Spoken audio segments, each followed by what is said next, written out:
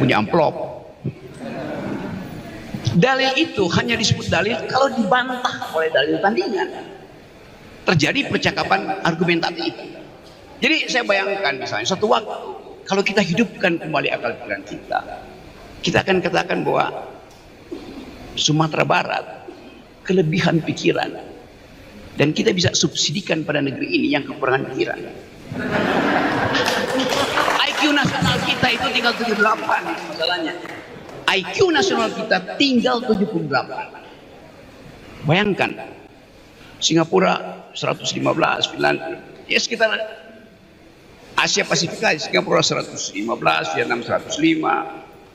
Bagaimana kita mau wujudkan bonus demografi kalau kemampuan kita untuk mengolah kecerdasan dan kecerdikan dibatasi dengan mulai membagi-bagi BLT lagi? Ada lihat kontrasnya. Jadi kesempatan ini sangat bagus bagi kita supaya ada sesuatu yang kita anggap tesis baru dari Tanah Minang. Bring intellectual back into politics. Dan intelektual publik Indonesia. Pada tahun 2005, Rocky Gerung bersama tokoh-tokoh seperti Abdurrahman Rawahid, Azumardi Azra, Rocky ikut mendirikan Setara Institut, sebuah wadah pemikir di bidang demokrasi dan hak asasi manusia. Tepuk tangan. Ya. Karya fenomenal dari tulisan Rocky Gerung diantaranya adalah Teori Sosial dan Praktek Politik 1991, Hak Asasi Manusia, Teori Hukum dan Kasus 2006, Mengaktifkan Politik Demokrasi dan Kekecewaan 2009, Obat Dungu. Nah ini yang fenomenal sekali ya. Obat Dungu, Resep Akal Sehat, Filsafat untuk Republik Kuat 2024. Ini mudah-mudahan menjadi viral nanti ya, laku keras ini. Rocky Gerung juga menjabat sebagai Wakil Ketua Bidang Panjat Tebing Alam dan Rekreasi di Federal Panjat Tebing Indonesia FPTI periode 2023-2027. Hobi juga manjat tebing ya Pak ya. Oh, alhamdulillah. Itu nampaknya sehat selalu Bang Rocky. Baik, kita tunggu-tunggu dari tadi untuk Bang Rocky menyampaikan pemikiran Agus Salim dan apa implikasinya nanti untuk generasi Z atau milenial. Silakan, sama waktu tadi 15 menit dan kita buka nanti satu pertanyaan untuk Fadu Kifayah tadi dan kita nanti panelis pada terakhir nanti. Silakan dengan hormat Uda Rocky. Yang mana yang bunyi ini ya? Iya. Oke, terima kasih. Ya betul itu saya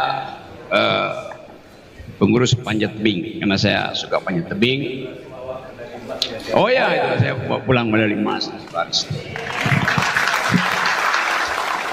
Tapi tetap saya dianggap penghujat negara. Oke lah. Ngomong-ngomong soal gunung dan tebing, satu waktu saya naik ke Gunung Talang. Gunung Talang di Solok. Oke, coba kita bikin pantun dulu ya. Gunung Talang ada di Solok. Di Bukit Tinggi ayam berkokok. Agus Salim diolok-olok. Cakep. Tapi tetap ia merokok. Ya.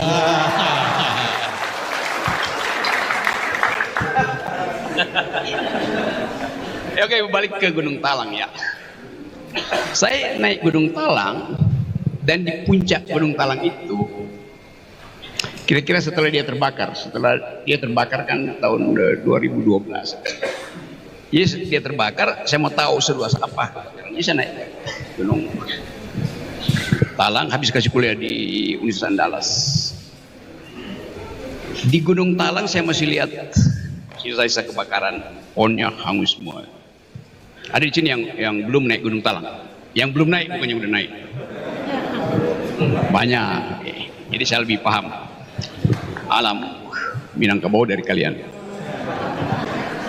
Di Gunung Talang saya lihat kebakaran dan ternyata di Gunung Talang itu banyak makhluk yang tak berkumis dan tak berjenggot, yaitu babi hutan. Yes, Gunung Talang. Tapi sekarang kalau kalian ingin lihat babi hutan, nggak perlu ke Gunung Talang,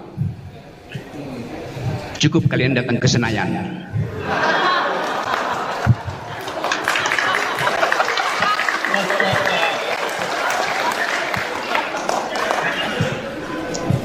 Oke, kita coba ulas sesuatu yang dibebankan pada saya, yaitu mengolok-olok dengan akal sehat.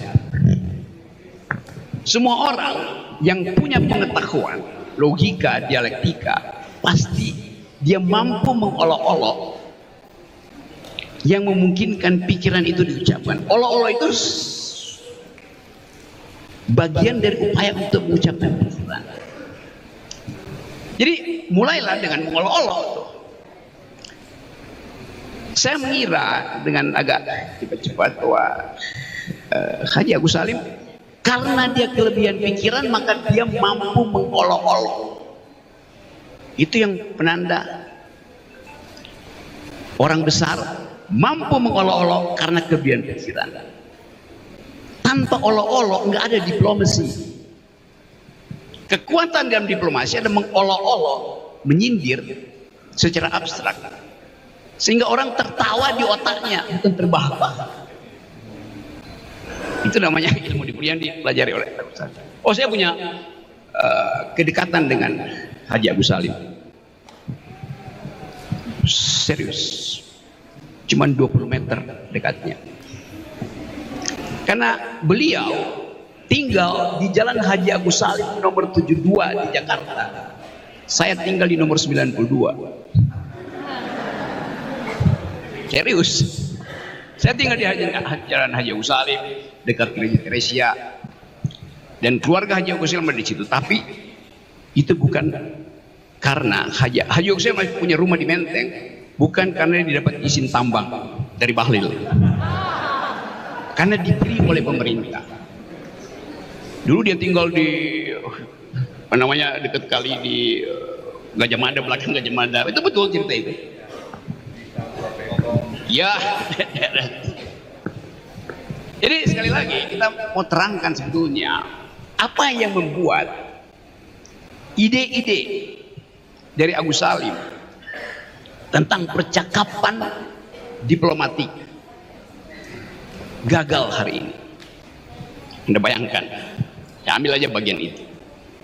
Kemarin Pak Prabowo pergi ke Cina,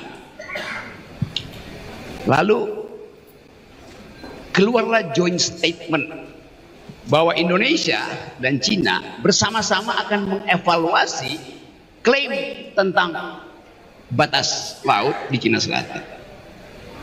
Joint statementnya bunyi begitu. Lalu timbul keresahan di publik Indonesia dan publik internasional. Buat apa Indonesia harus bikin joint statement yang memungkinkan Cina mengklaim lebih jauh? Bukankah klaim Cina itu tidak ada dasarnya dalam hukum internasional, UNCLOS? Jadi terlihat bahwa Indonesia justru dungu karena mempersilahkan Cina untuk meneruskan klaimnya. Lalu terjadi keributan. Menteri Luar Negeri terpaksa mesti keluarin lagi keterangan bahwa ya bukan itu yang dimaksud. Ini cuma soal pretext katanya untuk memungkinkan ada semacam orientasi baru mengeksplorasi Cina Selatan yang isinya adalah gas dan minyak.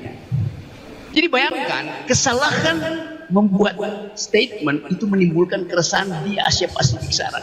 Karena yang resah bukan sekedar pengamat, apalagi militer yang menganggap bukan kami udah bela, kenapa bikin kesepakatan yang memungkinkan Cina punya argumen lagi untuk duel di Cina Selatan. Kan kita udah menang sebetulnya. Ada dasarnya Cina bikin klaim terhadap line dash itu. Yang resah sekarang Filipina, Malaysia resah, Brunei resah, Vietnam resah, Jepang resah, Korea Selatan resah. Karena dianggap Indonesia akhirnya menyodorkan peluang bagi Cina untuk menjadi raksasa. di Asia Pasifik. Itu satu cara untuk kita membaca. Kenapa kita tidak punya keahlian seperti Agus Salim untuk mendiktekan sesuatu dan mampu mempertahankan argumennya bahkan sebelum joint statement itu dibuat. Jadi kita belajar bahwa kemampuan diplomasi itu memerlukan kecerdasan otak dan keahlian bersilat lidah. Saya kira itu yang kita pelajari dari Brother Haji Agus Salim. Kemampuan untuk membaca lebih cepat, 2 langkah, dan dia siapkan jawaban itu sebelum musuhnya itu melangkah lebih jauh. Itu yang saya terangkan. Kemampuan kita didasarkan pada keinginan kita untuk menghidupkan perdebatan.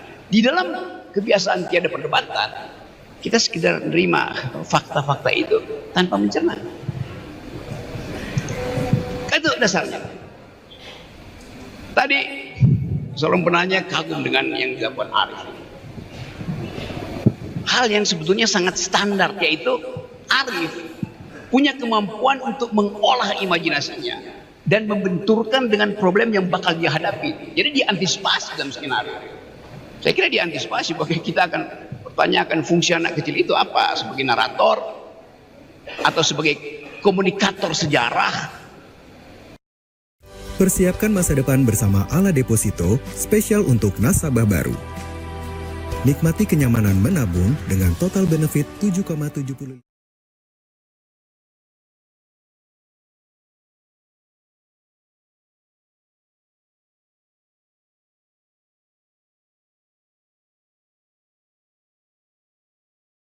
Soal-soal ini nih. Jadi kita lihat bagaimana kurikulum pendidikan kita tidak lagi mengajarkan dialektika, didaktika.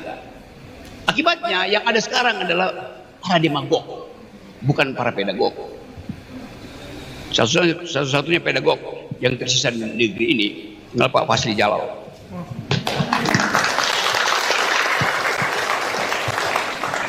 Kita ingin dari Minangkabau ini yang kaya dengan pedagogi, yang kaya dengan kemampuan berpikir dialektik, masuk kembali dalam politik. Kan politik itu hanya diucapkan kalau Anda punya dalil, bukan karena punya amplop. Dalil itu hanya disebut dalil kalau dibantah oleh dalil tandingan. Terjadi percakapan argumentatif. Jadi saya bayangkan misalnya suatu waktu kalau kita hidupkan kembali akal pikiran kita, kita akan katakan bahwa Sumatera Barat kelebihan pikiran, dan kita bisa subsidikan pada negeri ini yang kekurangan pikiran. IQ nasional kita itu tinggal 78 masalahnya. IQ nasional kita tinggal 78. Bayangkan, Singapura 115, Finlandia, ya sekitar Asia Pasifik, Singapura 115, Vietnam 105. Bagaimana kita mau wujudkan bonus demografi kalau kemampuan kita untuk mengolah kecerdasan dan kecerdikan dibatalkan oleh kebudayaan sok paham, pura-pura paham, pura-pura paham, fufu fafa.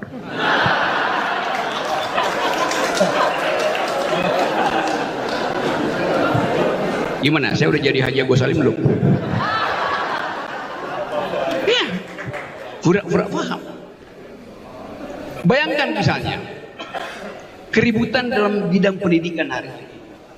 Dalam 2 hari ini ada debat habis-habisan mempersoalkan keinginan proposal program yang diucapkan oleh si pura-pura paham bahwa anak SD mesti dilatih berpikir matematika.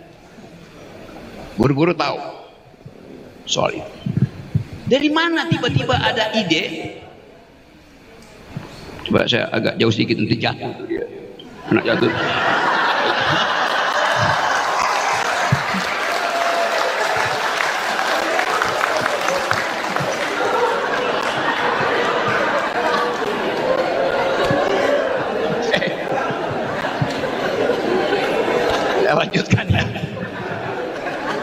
bagaimana ada ide untuk mengubah kurikulum TK supaya dari sejak TK anak-anak itu diajar matematik. Pedagogi macam apa itu? Di seluruh dunia anak TK itu diajar bermain supaya rekreasional tumbuh. Imajinasi tumbuh dari dia bermain. Jadi kan mestinya kita dengar sesuatu dari sang ahli.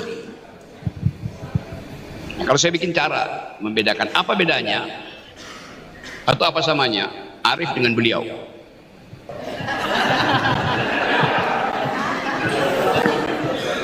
Yes, agak keras. Abang Arif benar-benar paham, dia pura-pura paham. Itu akibatnya kalau orang pura-pura paham. Padahal sebetulnya beliau kegiatannya bermain-main. Main Tamiya, main figur-figuran. Kenapa dia nggak pakai dalil itu? Anak kecil akan bilang, iya, Bapak suruh kami belajar. Anak TK akan bilang, Bapak suruh kami belajar matematika. Sementara Bapak bermain-main yang adalah mainan kami. Kan bermain-main itu di usia formatif itu. Usia TK dia main Lego mestinya. Ini seseorang pembesar bermain Lego. Waktu dikumpulin dari kantornya, itu mainan ternyata semua. Masukin kardus. Itu beda antara pembesar dan orang besar. Umur 26 dia sudah punya imajinasi, punya skrip di kepalanya untuk diproyeksikan ke layar lebar. Karena dia tak punya amatan besar.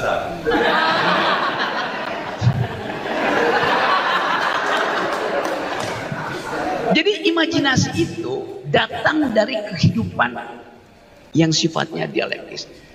Dia gak, tadi ditanya dari mana, dari buku, enggak. Dia mendialektir sendiri pikirannya. Kata dialektika itu lekat dengan Tan Malaka. Logika, madilog, materialisme, dialektika, logika. Coba kita tanya pada yang bersangkutan, tahu nggak siapa itu Tan Malaka? Oh iya, itu nama selat.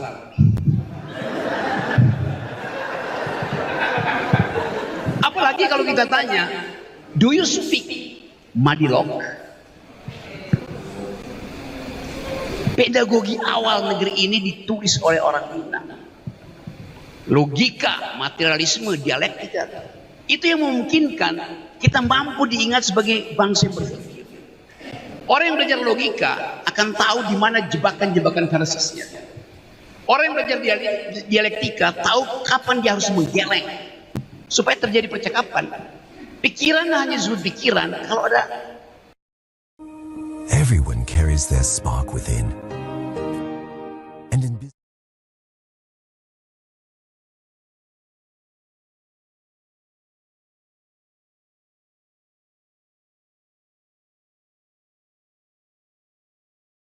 pikiran yang menentangmu.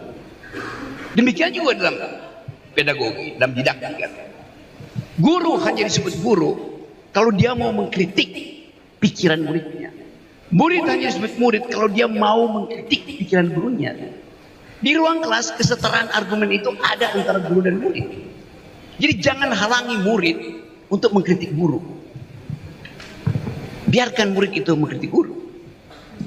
Kita ingin dialektika itu jadi fondasi pikiran kita, supaya timbul semacam percakapan akademis. Biarkan murid itu mengembangkan imajinasi. Bayangkan misalnya, coba kita bikin sedikit permainan kecil.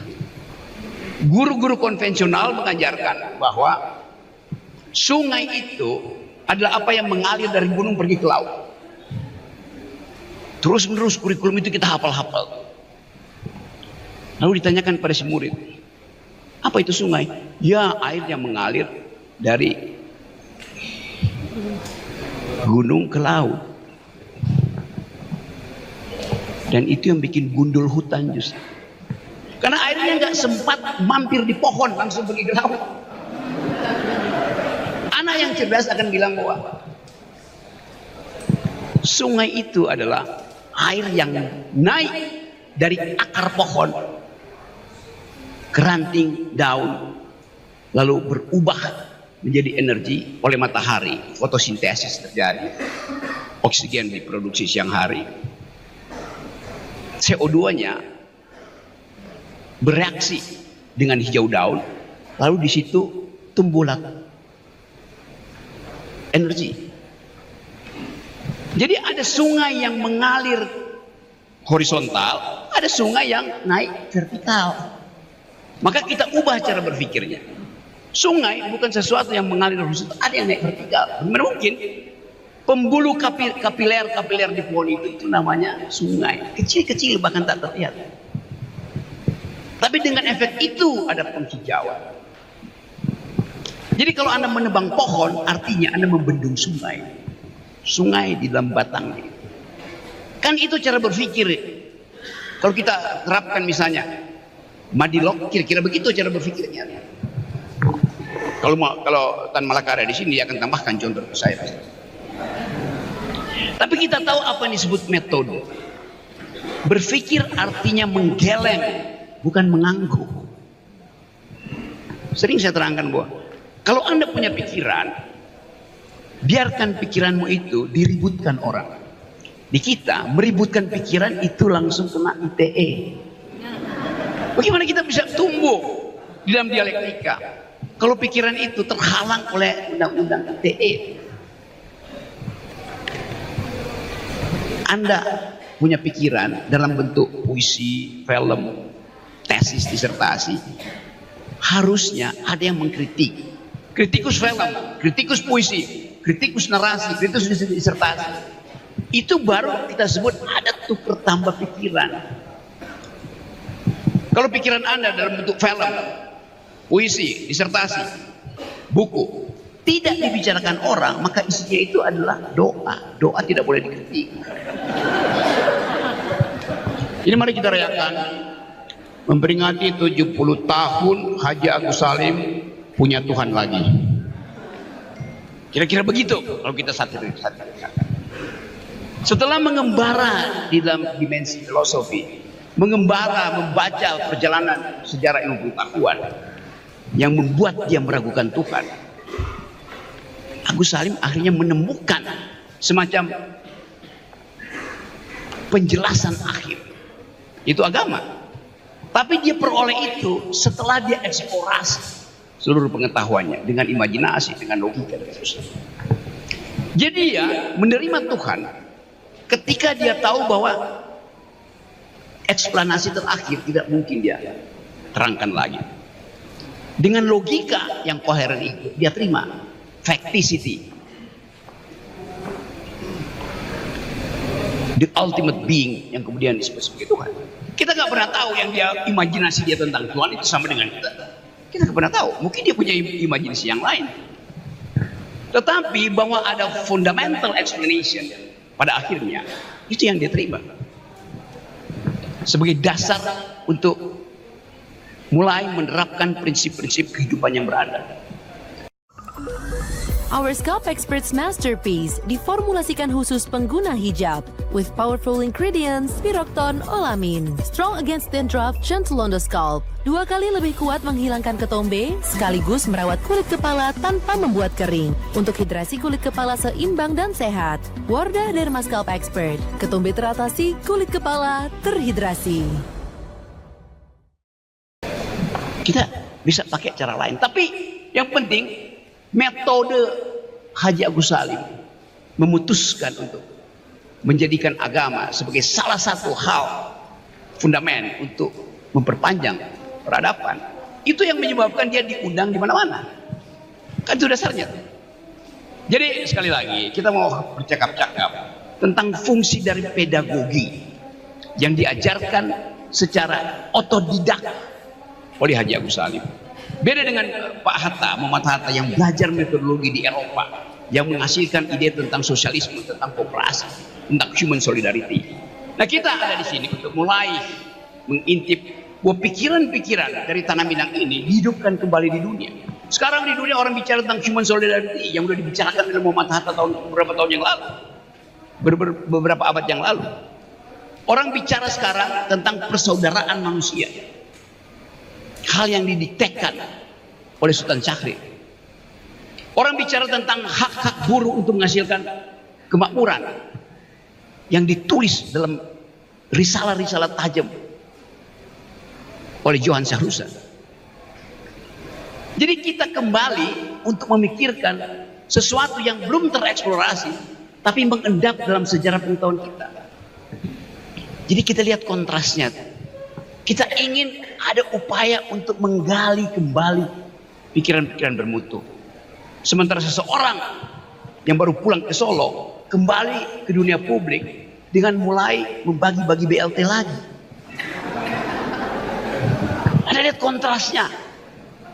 Jadi kesempatan ini sangat bagus bagi kita supaya ada sesuatu yang kita anggap tesis baru dari Tanah Minang. Bring intellectual back into politics. Kembalikan kekuatan berpikir ke dalam politik supaya kita bisa halangi dari sekarang makhluk-makhluk yang tidak berkumis dan tidak berjenggot menguasai republik ini.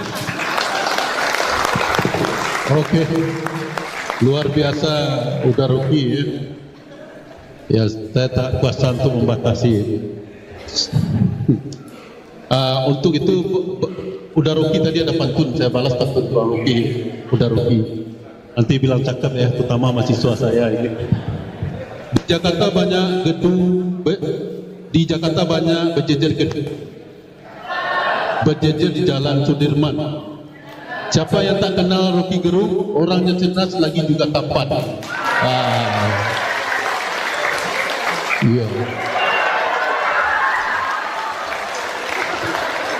Ya, saya memuji Bang Uda Ruki ini ada juga mau saya. Nanti saya bawa ke Jakarta ya, ke talkshow atau apa nanti. Baik, itu sudah banyak Uda Ruki yang mau bertanya. Ya, kita satu pertanyaan. Setelah itu kita buat panelis sampai azan Zuhur. Oke, siapa tangan yang ya kesempatan mahasiswa dulu. Mahasiswa? Ya, mahasiswa itu. Yang itu. Satu. Silakan ya. Assalamualaikum warahmatullahi wabarakatuh. Perkenalkan, nama saya Tilmani Kasami dari Universitas Islam Negeri Bukit Tinggi. Dengan program studi perbankan saya ingin bertanya kepada Rocky Gerung. Sebagai seorang diplomat dan kritikus sosial, Haji Agus Salim selalu menekankan pentingnya kebebasan berpikir dan berpendapat. Sama halnya dengan Rocky sebagai pengamat politik dan akademisi, bagaimana Anda melihat tantangan kebebasan berpikir dan berpendapat di kalangan milenial yang sering terjebak dalam keterbatasan kebebasan berpendapat dan berpikir, seperti halnya yang tadi sudah sampaikan guru dan murid tadi, yang mananya guru dan murid ini sama seperti pemerintah yang memidanakan rakyatnya jika mengkritik keburukannya. Oke. Terima kasih. Oke, tepuk tangan untuk mahasiswa. Satu aja pertanyaan ini tentang diplomat dan sebagainya. Silakan Uda Ruki langsung. Oke, saya tahu bahwa di belakang pertanyaan itu ada rentetan asumsi. Oke, coba kita lihat hari-hari ini. Apa bedanya kemampuan generasi sekarang berpikir dengan generasi di zaman awal kemerdekaan atau bahkan menjelang kemerdekaan? Di zaman itu, kendati ilmu pengetahuan susah didapat karena mesti tunggu kapal dari Belanda, kapal dari Eropa bawa buku. Tapi buku itu jadi panduan untuk bertengkar. Drama pagi hari dimulai. Rebutan kamar mandi nggak kunjung usai. Semua nggak akan terjadi kalau tinggal di Cendana Suites. Rumah stylish dengan 3 kamar tidur plus kamar mandi dalam. Serasa tinggal di hotel suite pribadi. Semua jadi punya privasi. Nikmati ketenangan tanpa drama di pagi hari. Cendana Suites, stylish suite living. Maybe we can make it alright, and it hurts with every heartbeat. So I don't look.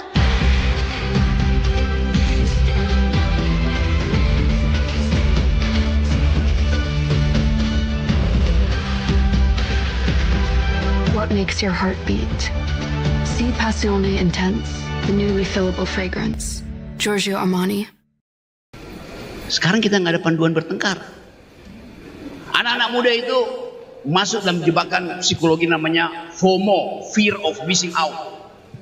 Takut kalau nggak punya pegangan simbol seseorang. Semua orang ingin jadi kandidat. Apa itu kandidat? Kanda di mana, Dinda mendekat. Buat apa? Buat dapat buku? Enggak, buat dapat amplop.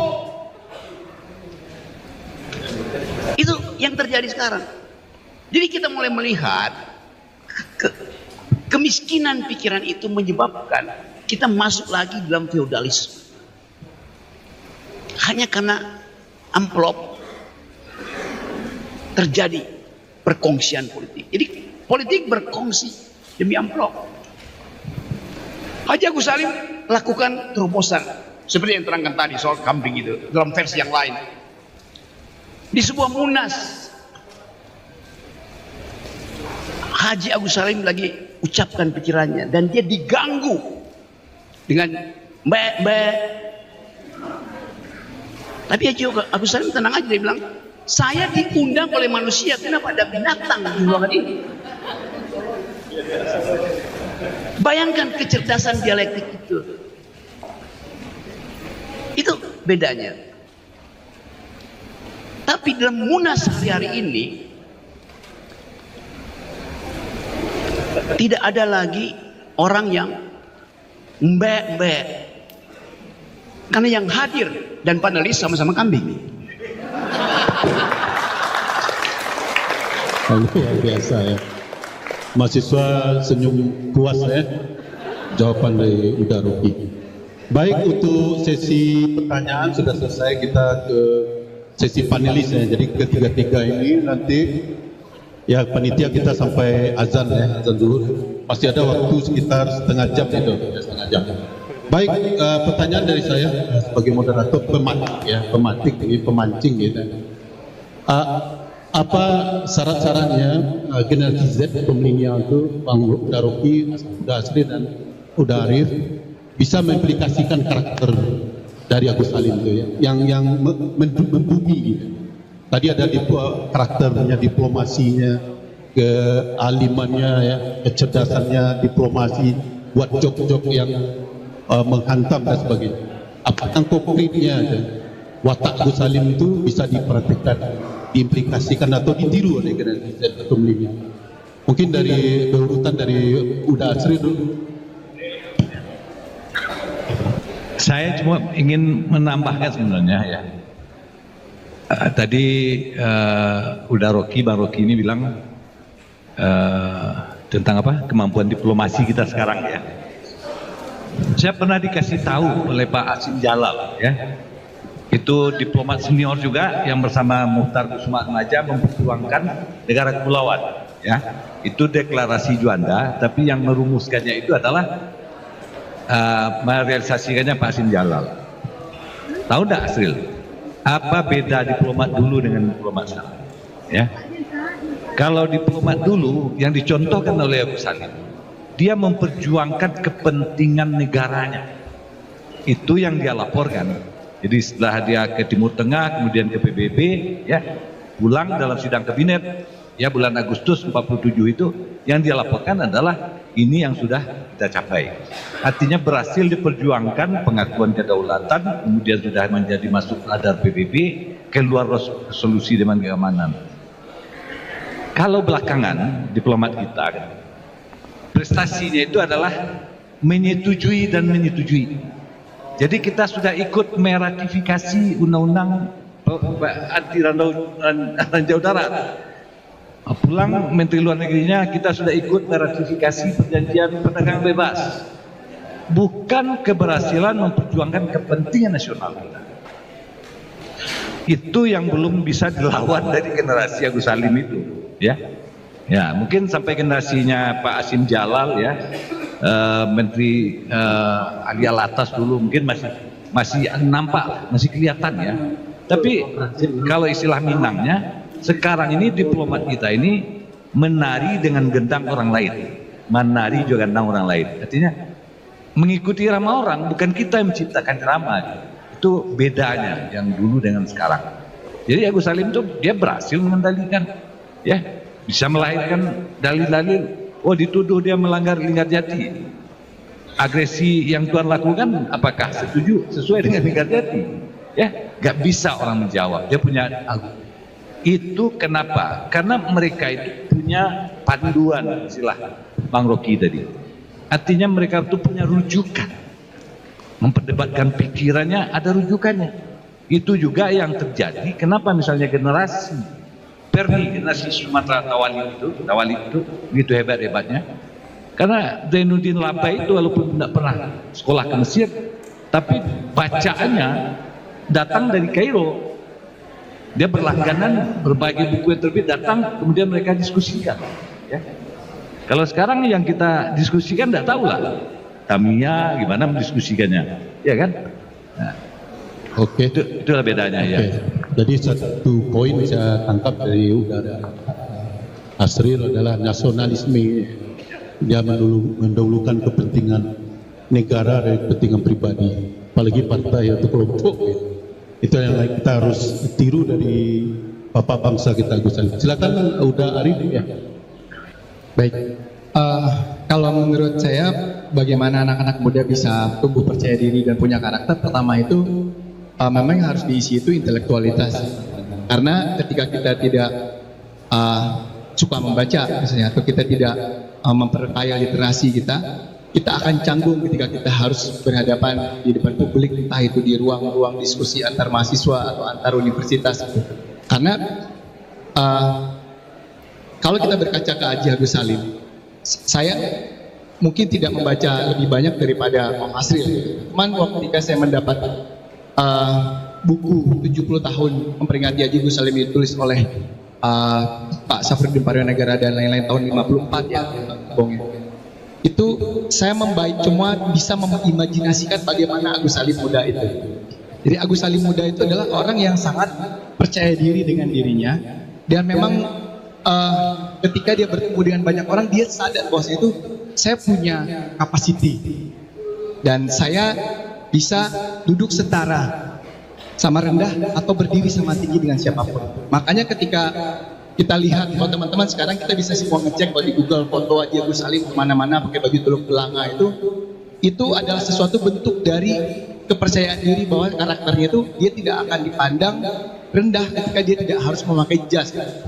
Makanya saya juga karena coba menginterpretasi, ya, Mark, ya.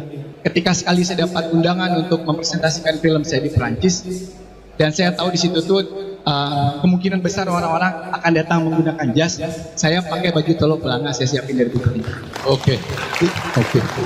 Mungkin itu contoh yang tipis gitu. Itu cuman layer depan hanya untuk bagaimana merasakan kalau kita berbeda dari orang lain itu ada dasarnya atau tidak. Nah, untuk yang lebih dalam lagi, bisa jadi ketika sekarang kita sadar dari 1000 orang cuman hanya satu yang membaca buku, terus kemudian dari sekarang ini orang lebih berburu-buru untuk menjadi sesuatu yang viralitas daripada intellectual curiosity yang dikedepankan. Nah, disitulah bagaimana teman-teman kita semua mahasiswa di Bukit Tinggi ngerasa kalau pabrik berpikir di Bukit Tinggi ini masih bisa kita buktikan 5-10 tahun ke depan. Makasih. Oke. Satu poin yang saya dapat dari Uda Arif adalah percaya diri dengan nilai-nilai budaya kita. Pakaian tidak boleh underestimate terhadap diri atau overestimate, sombong, arogan, ya. Jadi itu ya karakter Agus Salim, humble, walaupun punya perasaan sama setara dengan yang lain. Oke, Bang Rocky, ini apa untuk pesan dari generasi Z kita milenial ini, silakan. Tugas generasi adalah membuat diferensiasi. Itu dasarnya.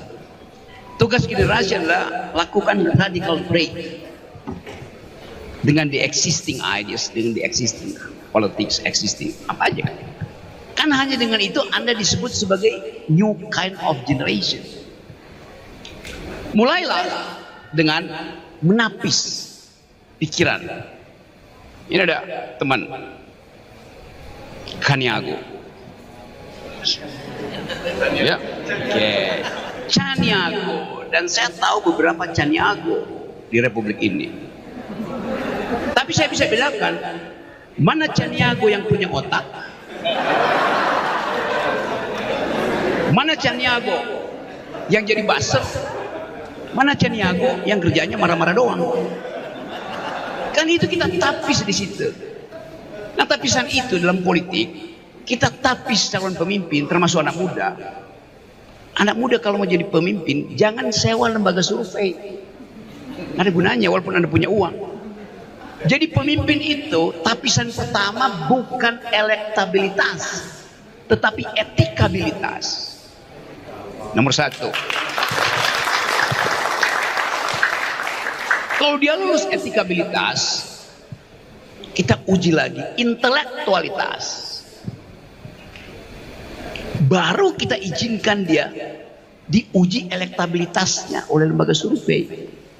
Yang sekarang ada lulus elektabilitas tapi etikabilitasnya tidak ada, apalagi intelektualitas. Jadi coba bikin parameter. Tapisan pertama seorang pemimpin adalah etikability, tapisan kedua intellectuality, baru electability. Begitu caranya. Supaya pada satu waktu begitu dia lulus tapisan itu kita katakan, oh, anak muda kita, anak mudaku ini adalah seorang leader. Itu beda antara anak muda yang leader dan anak muda yang dealer. Luar biasa ya. Saya mengutip ya Bapak Ibu, apa yang disampaikan Uda Rocky ini tidak sempat kita satu kayak dihujat kita ya Pak, hujani oleh quote-quote yang luar biasa ya, bermain kata itu tapi ada maknanya. Baik, dari kata tadi berarti etika itu paling penting buat muda sekarang. Jangan kedepankan elektabilitas, etika, intelektual baru elektabilitas tadi ya. Duh, lepek. Nih, ikat aja. Tenang, kan ada Rejoice 3-in-1. Bikin rambutku ternutrisi, harum, dan lembut. Rambut lembut gak pakai lepek. Rejoice 3-in-1. Yakinkan langkah sehatmu bersama Holisticare Ester C. Holisticare. Dan mengenai Caniago tadi, Bang Rocky, Rocky saya juga Caniago. Ya. Iya. Jadi Caniago, nama saya Asri, nanti ini Asri nanti. Saya tambah juga Asri, mudah-mudahan saya stop Asri Caniago juga nanti. Baik, kita masuk kepada ya, dia Caniago karena dia mampu mengucapkan diplomasi itu. Dia Caniago, calon yang berani bernegosiasi. Caniago. Kedua tokoh kita ini saya pengagum apa nih, program ILC gitu. Terutama udah Rocky juga, udah Asri dulu masalah apa dulu ya?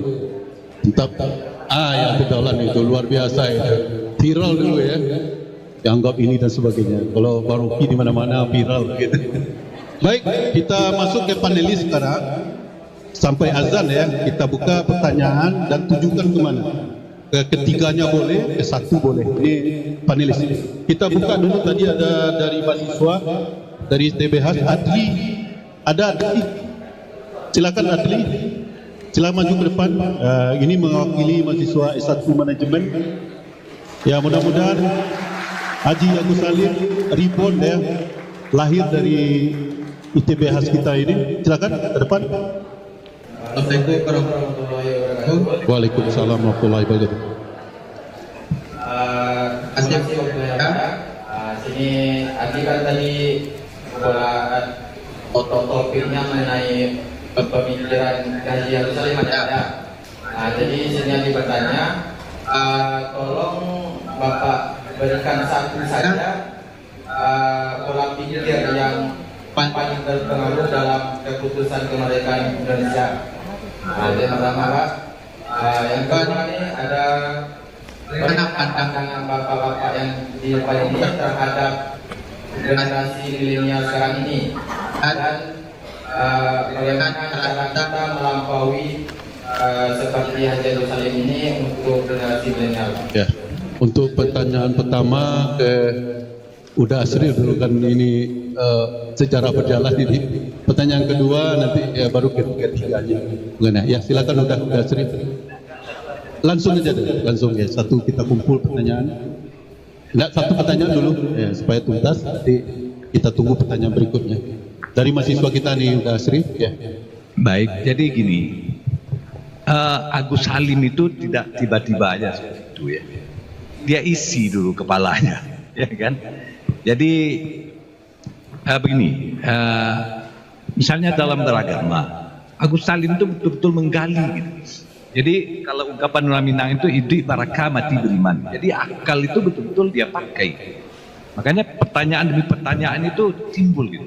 Sampai sekarang belum ada jawaban misalnya bagaimana berpuasa di daerah kutub ya. Kalau sampai bulan puasa musim panas itu kan lama sekali ya. Ya. Karena memang Nabi mungkin tidak pernah ke sana gitu. Kewajiban ulama-ulama sekarang lah mestinya membuat fatwa gitu. Tapi Agus Salim dia gunakan akal dia selama mengajar di Cornell itu ada musim panas bulan puasa. Agus Salim pakai di Indonesia ya. Dia sahurnya jam 4, bukanya jam setengah 7 sore. Jadi dia sama. Agus Salim mengatakan, ya kita harus menggunakan akal gitu. Ya, bukan dogma ya. Puasa itu mulai matahari terbit. Sayangnya sekarang belum ada yang mau mengambil itu ya. Sehingga kalau di kutub kita bisa berpuasa 20 jam. Kalau pedomannya adalah matahari terbit dan matahari tenggelam. Malah ada di daerah yang terlalu ke kutub itu tidak ada apa gitu. Jadi Agus Salim itu kalau berdebat bukan asal berdebat, karena itu dia tidak mau debat kusir, yang mau itu ada argumen ya. Untuk itu kan harus ada isi ya. Bagaimana dia mendapat cara-cara menjawab, mematahkannya. Misalnya ketika Belanda mengatakan bahwa Papua tidak akan diberikan dalam KMB ya, karena itu bukan bagian dari Indonesia, dia lakukan pendekatan ras. Lalu oleh Muhammad Yamin ya, dia bacakan konstitusi Belanda ya. Daerah jajah Belanda itu dalam konstitusi Belanda di samping Holland itu hanya ada Hindia Belanda, Suriname dan satu lagi apa? Tidak ada Papua di situ. Papua itu bagian dari Hindia Belanda. Jadi Anda harus serahkan kepada kami. Konstitusi Anda mengatakan artinya dia punya pengetahuan. Jadi jangan hanya referensi kita aja yang dibaca. Baca juga pikiran orang lain. Ya. Mama Lemon Japanese Yuzu plus jeruk nipis. Sayonara lemak dan bau amis. Elemen trading adalah daya misteri, kekuatan alam yang tak terprediksi. Kendalikan bersama Olive Trade. Gunakan transaksi aman untuk manfaatkan situasi dan tetap yakin. Olive Trade, kepedulian yang berarti. Kalau sekarang saya tidak tahu apakah diplomat kita misalnya kalau disodorkan seperti itu, Papua nanti ya tidak ada alasan itu bagian dari kami, tidak sama dengan Anda. Mungkin iyalah Pak, nanti aja lah Papua ya, ini aja kita terima dulu. Mungkin begitu sekarang, tapi Muhammad Yamin tahu ya.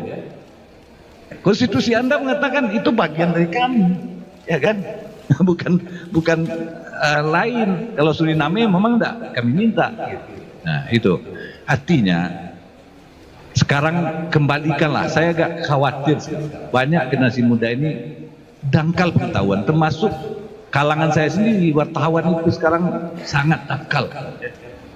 nggak tahu lagi menggali informasi, menggali pengetahuan, ya. Jadi mungkin karena terlalu banyak godaan ya. Kalau dulu kan tidak ada Tamiya, tidak ada GIM semacam zaman Agus Salim itu, ya. Tidak ada Eko juga kan. Jadi tidak ada godaan itu. Jadi orang lebih serius, tapi orang juga jenaka gitu. Saya kira itu. Oke. Dapat kesimpulannya bahwa perlu knowledgeable, pengetahuan luas dan sebagainya. Oke, yang kedua mungkin udah Arif dulu. Ya. Milenial, bagaimana milenial tadi meniru Agus Salim ya? Betul, meniru Agus Salim. Oke. Ini yang dari saya dulu aja ya, yang berdasarkan pengalaman saya mencoba menginterpretasi Agus Salim ke dalam diri saya, yang pasti nggak akan bisa sama. Faktanya saya nggak bisa 9 bahasa dan lain-lain. Tapi ada beberapa hal yang saya sadarin adalah ketika waktu setelah saya berdebat dengan ayah saya tentang merokok itu halal atau haram, dan ayah saya nyuruh cari tahu ke Haji Agus Salim itu, akhirnya terbuka pintu gerbang teman-teman. Setelah saya baca buku-buku yang tipis-tipis dulu di SD itu, bahwasanya jadi diplomat itu adalah sesuatu yang membanggakan. Makanya waktu SD, saya kan SD itu tahun 95 sampai 2002. Itu waktu itu sekjen PBB-nya itu Kofi Annan tuh orang Ghana. Jadi waktu itu saya mencoba membayangkan diri saya itu kalau saya itu jadi diplomat kira-kira ngebahas apa ya. Oh kira-kira kalau rapat-rapat itu megang-megang tombol-tombol yang bergantian bicara itu kira-kira rasanya seperti apa ya. Karena kita kan hidup dari diksi ya Bang Regi. Jadi saya mencoba mengejar kira-kira jalan ke situ kemana. Walaupun saya akhirnya sempat berpikir bahwa sih gimana ya jalannya harus jadi diplomat ini sampai semua itu dasarnya. Jadi ibu-ibu yang para guru itu coba bikin reverse logic supaya anak-anak itu mengerti bahwa yang lebih penting diingat adalah para pengkhianat, bukan para pahlawan. Karena pahlawan nggak ingin dapat kemuliaan dari situ. Pertanyaan berikutnya tentang fondasi yang memungkinkan kita berpikir tentang Indonesia, yaitu kata republik, respublika, yang bahkan Tan Malaka sebutkan pertama kali. Nar de republik. Kata republik artinya semua urusan res harus menghasilkan kesejahteraan pada publik. Itu dasar pikirannya. Jadi sekali lagi lakukan pikiran itu supaya kita tahu bahwa kita menginginkan kembalinya republik. Dengan dasar itu kita percaya bahwa kehidupan publik itu akan dijamin berbasis pada ide pertama itu common good. Nah itu yang saya kira penting diucapkan hari ini.